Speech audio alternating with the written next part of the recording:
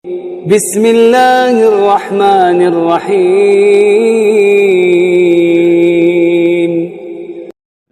Baik, Bapak Ibu yang dirahmati Allah Subhanahu wa taala, salat ini terbagi menjadi dua. Ada salat fardu dan salat sunnah, ya. Salat fardu itu adalah salat yang apabila ditinggalkan dengan sengaja, maka pelakunya telah bermaksiat kepada Allah Subhanahu wa taala. Dia melakukan kedurhakaan kepada Allah Subhanahu wa taala dengan kedurhakaan yang paling besar, meninggalkan salat, ya. Itu salat fardu, salat wajib atau salat maktubah, ya. Salat yang diwajibkan, zuhur, asar, maghrib, isya, subuh, ya. Dan salat fardu ini terbagi menjadi dua, ya. Ada yang sifatnya fardu ain, ya, yang wajib dilakukan oleh setiap orang, maksudnya muslim, ya, yang baligh, berakal, baik laki-laki maupun perempuan, ya, yaitu salat 5 waktu tadi itu. Jadi wajib untuk semua muslim, laki-laki maupun perempuan, ya, yang sudah baligh, ya, dan berakal, ya, begitu. Kemudian yang kedua adalah yaitu fardu kifayah. Fardu kifayah ini apabila sebagian dari kaum muslimin sudah ada yang melaksanakannya, maka kewajiban tersebut gugur dari sebagian kaum muslimin yang lainnya. Sebagaimana sholat jenazah. Tadi sholat jenazah itu fardu kifayah, ya. Kalau sampai ada jenazah seorang muslim meninggal tidak disolati, maka dosanya ditanggung oleh seluruh kaum muslimin yang ada di situ. Tapi kalau sudah ada kaum muslimin sebagian, ya, yang menyolati jenazah tersebut, maka kewajiban itu gugur bagi muslim yang lainnya. Cuma yang mendapat keutamaan itu adalah orang yang melaksanakan sholat jenazah tadi, ya, walaupun fardu kifayah tapi pahalanya besar, ya.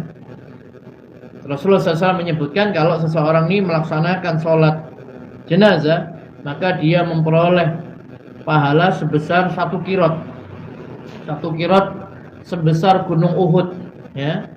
Gunung Uhud yang panjangnya 7 km, ya, kurang lebih, dan tingginya adalah 1000 lebih, 1050 meter kalau tidak salah, ya.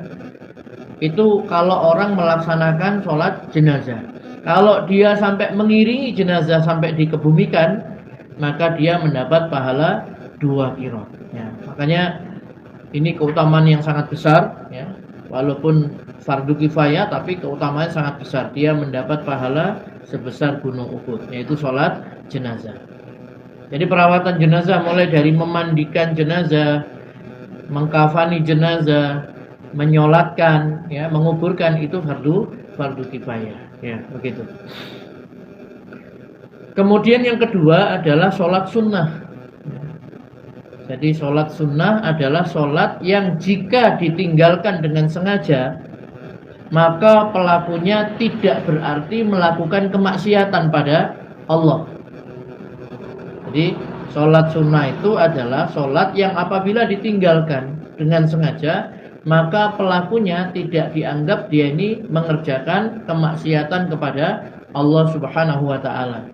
Seperti sholat sunnah rawatib, ya, yang mengiringi sholat wajib, qobliyah, ba'diyah, ya, sholat witir, ya, sholat duha, dan sholat yang lainnya, itu adalah sunnah, ya.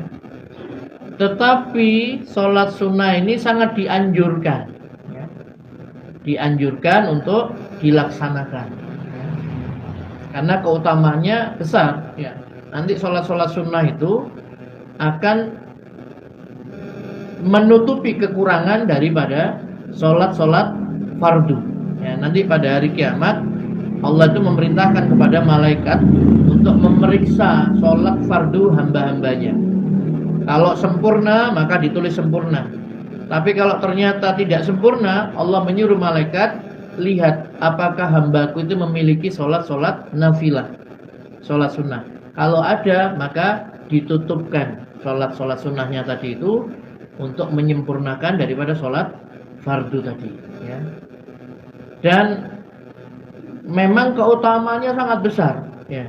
Jadi walaupun sunnah jangan diremehkan, ya. Terutama dua sholat, yaitu sholat sunnah fajar dan sholat witir. Ini dua sholat sunnah yang Rasulullah tidak pernah meninggalkan, ya.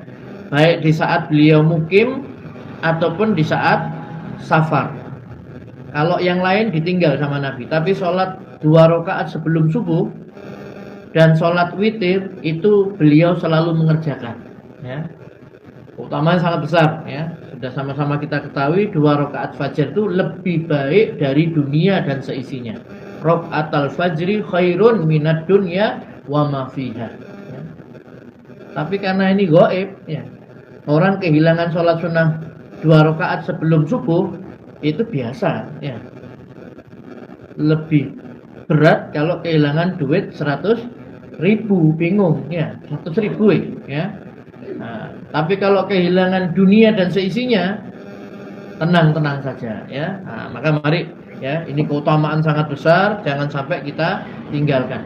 Saking pentingnya sholat ini sehingga bisa, ya, misalkan panjenengan mengkodoknya, ya, ketika belum sempat, ya, sholat sunnah fajar, ya, ketika masuk ke masjid kemudian ternyata sudah iqomah, ya, maka kalau sudah iqomah tidak ada lagi sholat sunnah, ya, dia sholat berjamaah subuh. Setelah sholat subuh salam, dia boleh berdiri langsung mengerjakan sholat 2 rakaat, yaitu mengqadha sholat sunnah fajar yang tadi belum dikerjakan. Itu pernah dilakukan oleh sahabat Nabi Shallallahu Alaihi Wasallam dan Nabi Shallallahu Alaihi Wasallam menyetujui, ya.